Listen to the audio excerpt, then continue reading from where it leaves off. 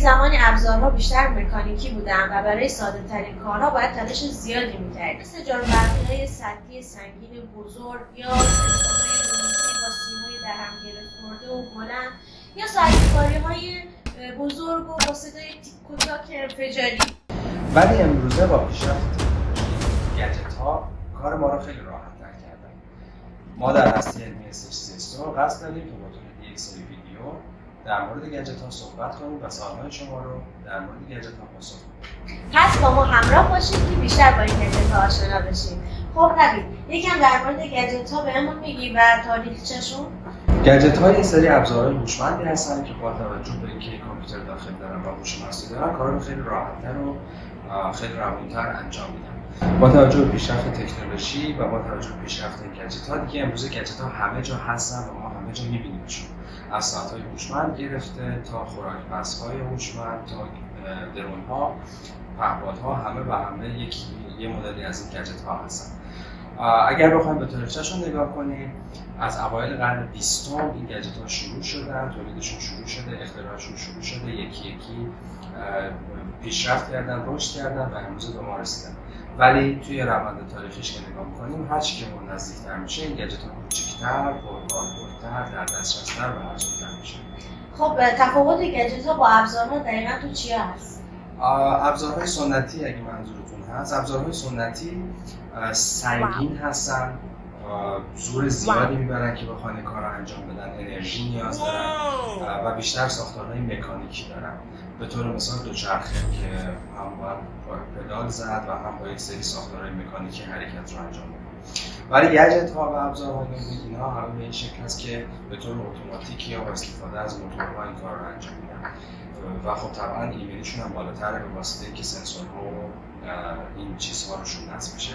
مثلا اسکوترهای برقی شما با فشار یک دکمه مسیر رو طی می‌کنی و اگر ناخواسته یک مانعی جلو بیاد خود اسکوتر سرعتت رو کم می‌کنه. واقعا خیلی جالبه.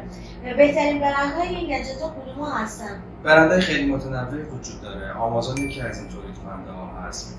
LG، سامسونگ و نمونه‌های دیگه‌ای که دارن تولید می‌کنن و اپل هم البته یکی از بزرگترین تولید کننده‌ها هست. با این برندهای خیلی خوبی که شما گفتین یکم انتخاب سخت میشه. چطوری ما این گجت خوب انتخاب کنیم؟ گجت خوب انتخابش به چند عامل بستگی داره.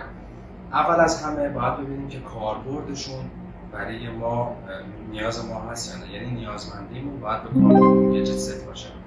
دوم باید ببینیم حالا که اون گجت رو مثلا اسمش رو حوزه‌اش انتخاب کردیم، باید ببینیم کدوم تولید کننده داره این گجت رو تولید می‌کنه.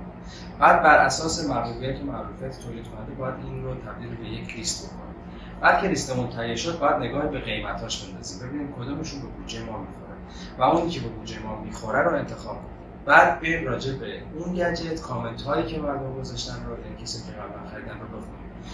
درسته که شاید مثلا یک گجتی باشه که بودجه ما هم بهش بخوره، از یک تولید کننده باشه و بودجه ما بهش بخوره، ولی کامنت های خوبی راجع بهش نباشه. خب طبیعتا ما صبر می‌کنیم، یکم بیشتر بودجه می‌کنیم و اون رو تعیین می‌کنیم که کامنت های مثبت روش زیاد. بله درسته واقعا. خب نوید به نظرت استفاده از این گجت‌ها برای ما ضرری هم داره؟ طبیعتا نباید ضرر داشته باشه، ولی به دلیل ماهیتشون که به اینترنت خیلی نیاز دارن میتونه ما رو به اینترنت معتاد بکنه، یا اینی که ممکنه ما رو تنبل بکنه به واسطه اینکه خب مثلا ما نشستیم گجت داره برای ما یه کاری رو انجام میده، خب این باعث میشه که ما اون کار رو انجام ندیم و فعالیت بدنیمون کم بشه و خب احتمالاً تنبل بشیم. پس واقعا باید حواسم خیلی جمع کنم که معتاد این گجت‌ها نشم. آینده این گجت‌ها چطوری پیش میره؟ خب این گجت ها همینجوری که قبلا گفتم هرچی که بیشتر پیشرفت میکنن گسترده‌تر میشن، کاربردهاشون بیشتر میشه و میتونن همه جا حضور داشته باشن، از توی خونه ها گرفته تا توی موزه ها تا توی مترو یا پارک شهرها، همه جا این گجت ها رو خواهیم دید. آره دیگه همه جا خواهد پخش. خب گفتی تو خونه‌ها، منظورت خونه‌های هوشمنده دیگه. تو این خونه‌های هوشمند چه گجت‌هایی هست؟ ببین بحث در مورد خونه هوشمند البته یه برنامه جدا میتونه، ولی اگر بخوام خیلی کلی بگم تقریبا همه چیز تو خونه هوشمند میتونه با استفاده از گجت ها انجام بشه.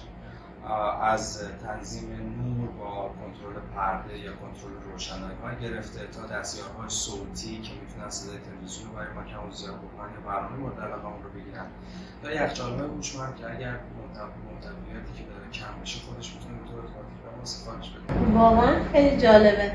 برای افراد مسن چی؟ برای اونا هم خوبه؟ بله، برای همه میتونن استفاده کنن، افراد مسن هم میتونن استفاده بکنن و اتفاقا یک سری گجت هایی که برای افراد مسن خیلی کاربردی هست همین اسمارت واچ ها یا فیتنس ترکر ها یا بریسلت هلت ها هستن که میتونن پارامترهای سلامتی ما رو دنبال بکنن. خب برای افراد مسن خیلی کاربردی هست، چرا که خب اگر که اتفاقی براشون بیفته، احیانا اتفاقی براشون بیفته، این رو میتونن به یک سری افرادی که از قبل در لیستشون تعیین شده آلارم بدن یا زنگ بزنن یا مسیج بدن.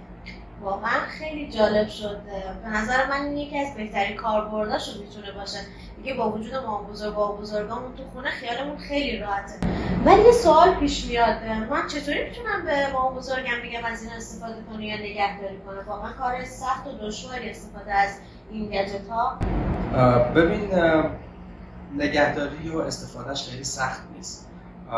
به آب خیلی حساس نیستن، به ضربه خیلی حساس نیستن و حرارت معمولی اگر استفاده بشه مشکلی براشون به وجود نمیاد. تنها چیزی که وجود داره اینه که شارژ باتری داشته باشه، باتریش تموم نشه. ولی روز اول در شروع زمانی که تهیه می‌کنی، قبل از که بخوای بدی به پدر بزرگ مادر بزرگت، باید تنظیمات اولیه‌اش رو به خوبی تنظیم بکنی، انجام بدی که مثلا اسم شما، شماره شما و این لیستا توش کامل به وجود بیاد. و یه چیز دیگه هم که میمونه اینه که باید هر از گاهی، ماهی یه بار، 2 ماه یه بار در واقع اون سیستم عاملش آپگرید بشه.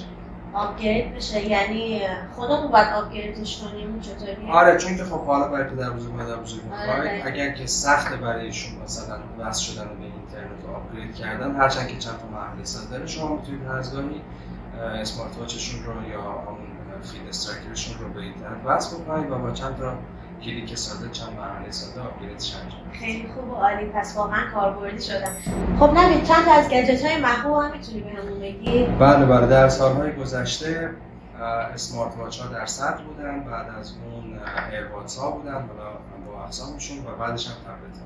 خیلی خوب و عالی، ممنون از توضیحاتت. پس نوید، قوانین جدید بازی رو گجت ها مشخص می‌کنه. نظر شما چیه؟ برای شما هم این مطلب مفید و کافی بود؟ اگر سوالی دارید یا نظری دارید حتما با ما به اشتراک بذارید و حتما به وبسایت ما به آدرس shcstore.ir برید و مقاله کامل این گفتگو رو بخونید و یادتون نره تکنولوژی برای همه است.